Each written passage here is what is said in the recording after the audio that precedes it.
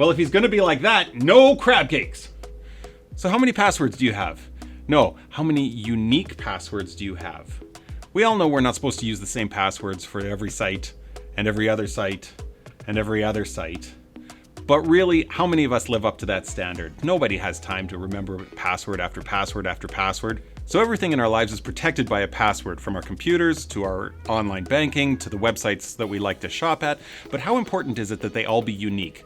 How dangerous is it to just use a password over and over, or maybe add 1, 2, 3 to the back end of it? This week, we're going to take a look at the security schemes that we use and how we flub them up. Hang on to your britches. Okay, so the first thing to keep in mind is not all online accounts are created equal. Some are more important to protect than others. Does it really matter if someone gets into your Fuddruckers account? Do you really need to hide how many hamburgers you've been ordering, and how often, and how many? So assuming not every account needs to be protected the same, what ones are important? Let's start at the top, your email account. Whatever your primary email account is, needs to have an incredibly secure password that's not written down anywhere and not managed by any password managers. We'll get more on that in a bit. Why is it so important that your email account is the most secure account that you have? It's because any other account that you want to reset the password to, if someone has access to your email account, they can respond to the email verification code that is sent to reset your Netflix account. Now you don't have movies. Okay, so if I'm asking you to remember one account, it's your email account. So what makes a secure password? Length, different characters, not based on a dictionary word. So the easiest way to do this is to use a mnemonic, use a phrase, use a favorite passage in a book, use a poem, use some lyrics from a song, but make it so that it's not based on a dictionary word, so that you won't be able to, through traditional hacking attempts, go and just try cramming a dictionary into the password field and accidentally ending up with Pony123, and they get into your Old Navy account and now can order on your behalf. So with our email secured, we can now address the other online accounts that we're using, including probably the next most important would be your banking password. So online bank portals, you're going to use a secure password for that. Depending on the bank that you're using for your online banking, you'll have different degrees of complexity that's allowed to be used for your password. If you can get away with having the most secure password where it's allowed to be up to, for example, 16 characters, and use upper lowercase numerals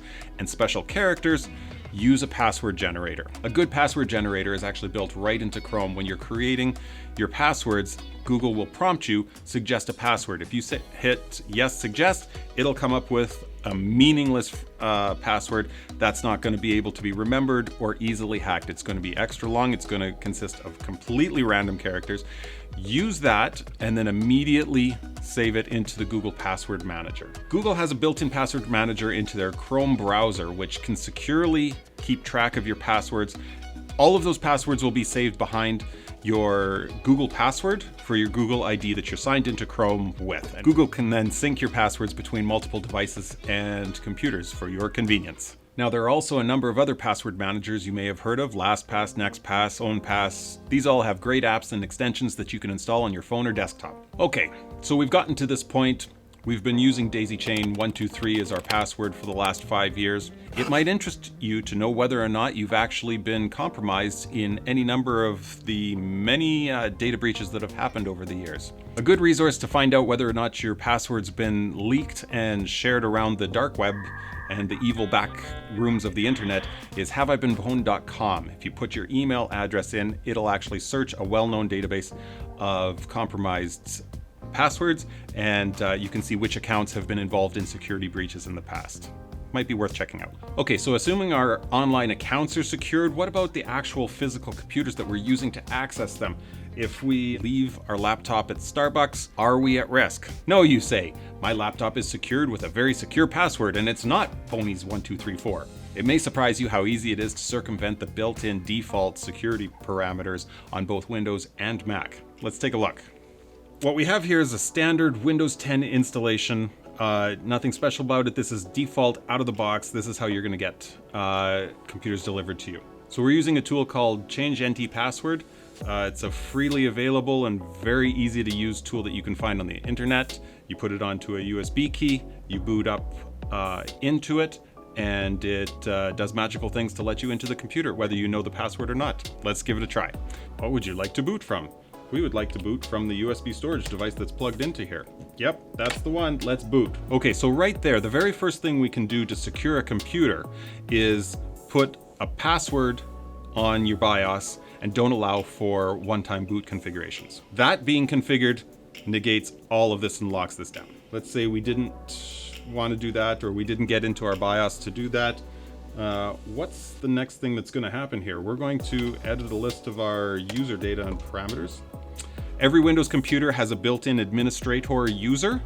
By default, it's locked. We can unlock it. It looks like it's probably locked, so let's do number 2. Let's unlock it. Okay. We're also going to clear and blank the user passwords. So even if the administrator had been enabled before, but a password had been set, we've just cleared the password for the administrator user, and we've unlocked it. And we wait for it to boot up, and let's see what we got.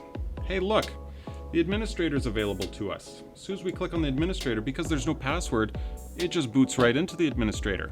This administrator user is a super user that actually is above a regular administrator of the system, so it has access to all the files on the computer regardless of who the owner or group is. Let's go take a look at what we got here. If I go look here, users. Hey, there's our rogue user.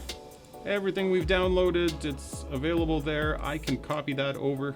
If I've got another USB key, I can copy files. I've got access to all the files on this computer, regardless of the user, regardless of any permissions, anything like that. But what can we do to prevent this on a Windows machine? I said that the administrator has permissions that are above a regular sysadmin user, but what they don't have is the ability to unencrypt encrypted accounts. Okay, so how do we make it so that someone can't come along with a fancy little thumb drive and access all the files on your computer? The easiest way is to sign into a Windows computer with a Microsoft account. When you sign in with a Microsoft account, the files in your user profile are encrypted with the password for your Microsoft account. Therefore, even if they have access to the files themselves, they're all encrypted and they don't actually mean anything to anyone. Okay, so you say, no, I'm cool, I use a Mac. I'm sorry to tell you, it's even easier with a Mac. Okay, so here I am with my MacBook Pro. It's a 2020 model, so it's actually a fairly new one. All we need to do, Command R as we start it up. This will start it into recovery mode. Now I did say easier, even if it might be a little bit more obscure.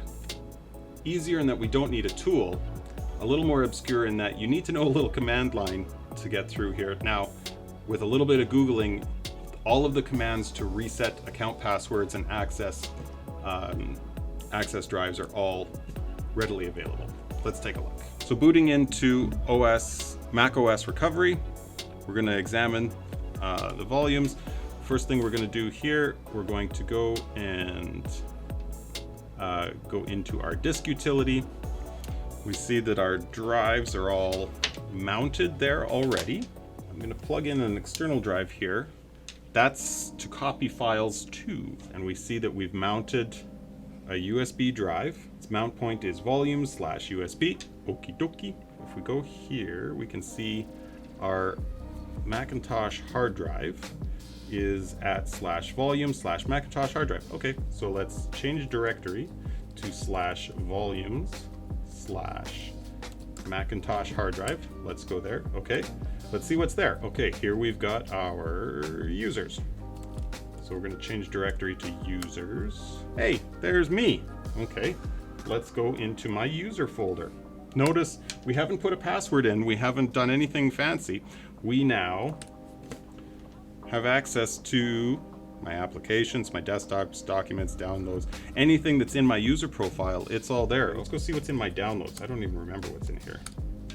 There's a whole bunch of stuff that's in my downloads with a spreadsheet of users. If I say copy that users CSV, and I'm going to copy it over to my thumb drive here, and away you go.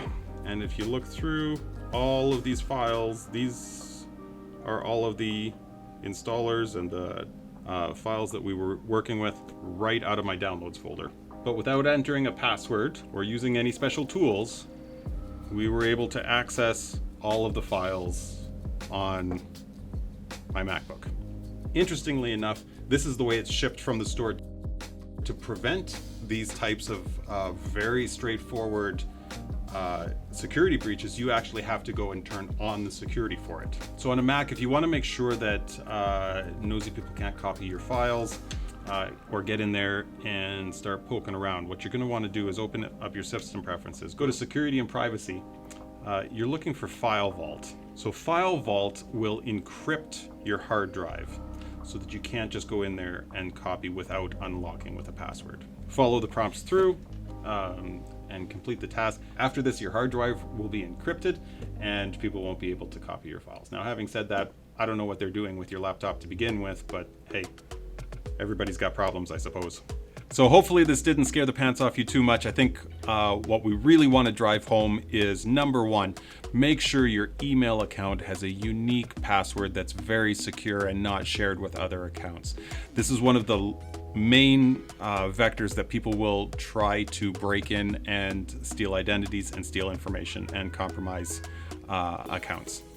Also, it's not impossible and not even necessarily difficult to get access to your data on your computer if they have physical access. So please don't leave your computers lying around in bus stations. They're not secure there. Well, I think you all have a lot of work to do going and resetting and making up new passwords, so I'll leave you to it. Have a great weekend. We'll see you next week. Blah, blah. I'm hoping you can cut somewhere earlier from there. Ums and ahs and that's really taking a long time. It's not making sense. Mistakes were made.